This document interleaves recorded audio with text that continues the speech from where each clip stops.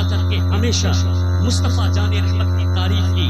آپ کو معلوم ہونا چاہیے کہ لوگوں نے ایک دفعہ اعلیٰ حضرت سے کہا تھا کہ سرکار ایک بادشاہ ہے، سرکار ایک حاکم ہے جو مسلمان ہے، جس کو لوگ وہ نواب ہے جو بہرائچ کا رہنے والا ہے، حضور آپ چاہے تو نان پارا کے اس نواب کے لیے آپ کچھ کلام لکھ دیں، کچھ قصیدہ لکھ دیں، یعنی آپ ان کی تعریف کر دیں۔ اعلیٰ حضرت فرماتے ہیں کہ احمد رضا صرف اپنے آقا کی محبت سے قلم چلاتا ہے، احمد رضا دنیا کی محبت سے قلم نہیں چلاتا ہے، احمد رضا کو مصطفیٰ کی محبت سے قلم چلاتا ہے۔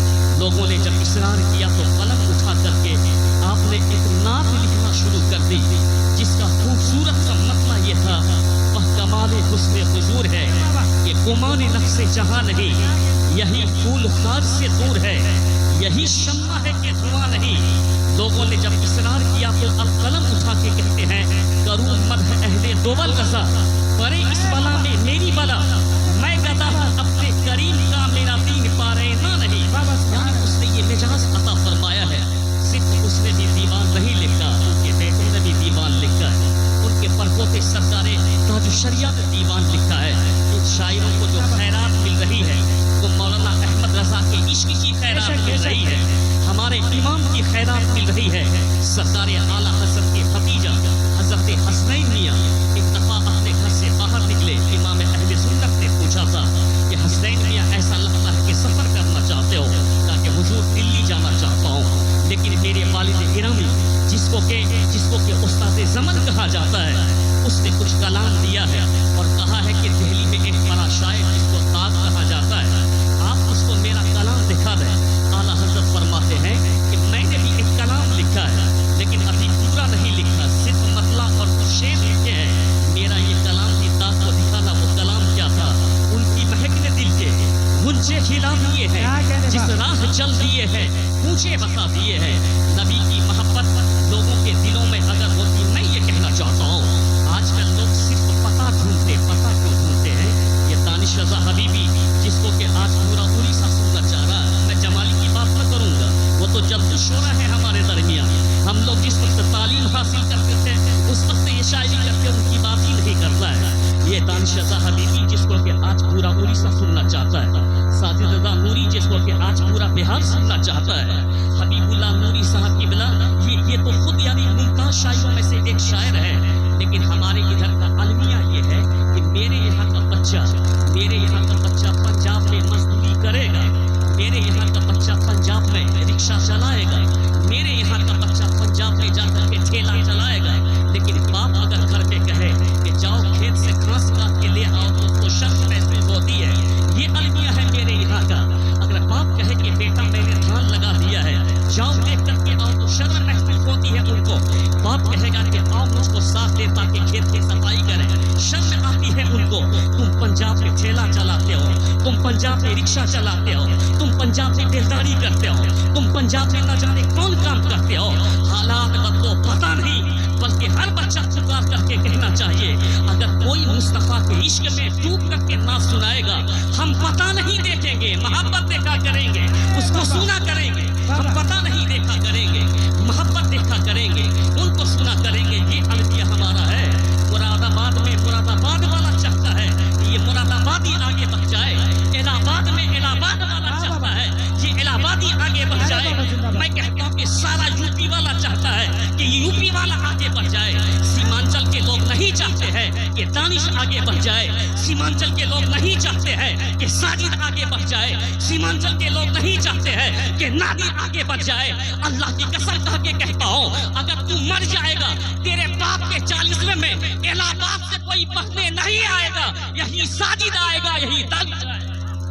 نعرہ تکبیر، نعرہ رسالت، علماء اہل سنت، مسلک اعلیٰ حضرت، اصلاح معاشرہ کانفرنس، آل انڈیا نعتیہ مشاعرہ، نواسہ حضور فخر بہار۔ زندہ باد زندہ باد۔ تیرے باپ کے 40ویں میں یاد رکھنا، کیا کہنے، زندہ باد۔ محمد علی فیضی پڑھنے نہیں آئے گا، تیرے باپ کے 40 میں احمد مفتہ پڑھنے نہیں آئے گا۔ اللہ کی قسم تیرے باپ کے 40 میں نادر جمالی پڑھنے کے لیے آئے گا، تیرے باپ کے 40 میں काउंसलिंग करने के लिए जुबैर नूरी शाहजहां मरकजी आएगा, तेरे बाप के 40वें में ये शोरा आएंगे, साजिद रजा नूरी आएगा, जो तेरे बाप के 40वें में आए, तेरे बाप को इसाले सवाब करे। उनको तो तुमको अपनी पलकों पे बिठाना चाहिए, उनको तो मोहब्बत की नजर से देखना चाहिए, उनको तो खूब सराहना चाहिए, उनको तो खूब आगे बढ़ाना चाहिए। लेकिन अलमिया हमारा है, अपने जहन को बदलिए, अपनी इस रविश को बदलिए, अपने इस अंदाज को बदलिए, सबको मोहब्बत से सुनिए। हबीबुल्लाह नूरी भी अपनी जगह मोहब्बत के हकदार है, तो मैं कहता हूँ कि दानिश भी अपनी जगह मोहब्बत का हकदार है, नादिर भी अपनी जगह मोहब्बत का हकदार है। मैं कहता हूँ ये तमाम शोरा और खुतबा अपनी जगह मोहब्बत का हकदार है। इस रविश को बदलिए और इसको बदल करके आला हजरत की ज़बानी आप कहिए, उन्हें जाना, उन्हें माना, न रखा गैर से काम, लिल्लाही हम्द में दुनिया से मुसलमान गया। बड़े भैया आपका मुशायरा कामयाब है, कामयाबी की ज़मानत हमको रोड पे चलने वालों से नहीं लेना है, बल्कि कामयाबी की ज़मानत आला हजरत ने कहा, कौन देता है देने को मुँह चाहिए, देने वाला है सच्चा हमारा नबी। मेरे करीब से कर कतरा किसी ने मांगा, दरिया बहा दिए है, दुर्बे बहा दिए। माशाअल्लाह, जिंदाबाद। आपका मुशायरा कामयाब है। बस एक और बात रखना चाहता हूँ, ये तो मैं बीच में आकर के कुछ बातें रखना चाहता था, फिर हबीबुल्लाह नूरी पढ़ेंगे, ये मुझको खुद शौक है वो जम करके पढ़ें। अभी उन्होंने सिर्फ एक झलक आपको दिखाई है।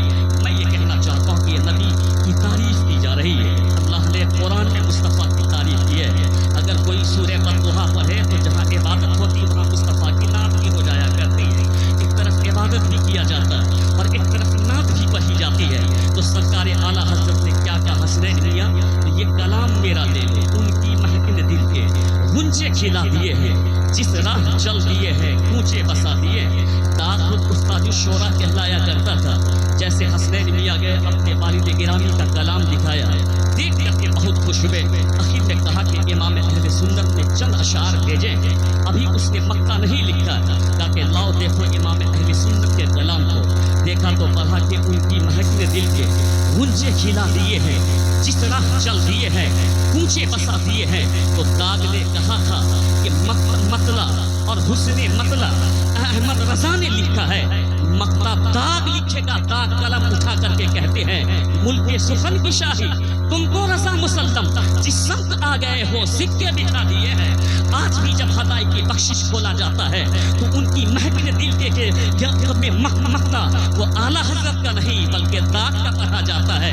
उसने कहा कि मुल्क सुखन की शाही तुमको रसा मुसल्लम, जिस समत आ गए हो सिक्के बिठा दिए हैं। मेरी माँ और बहन कसीर तादाद में बैठी है, अल्लाह की कसम इनकी तादाद को देख करके मदीना की उस सहाबिया याद आ गई।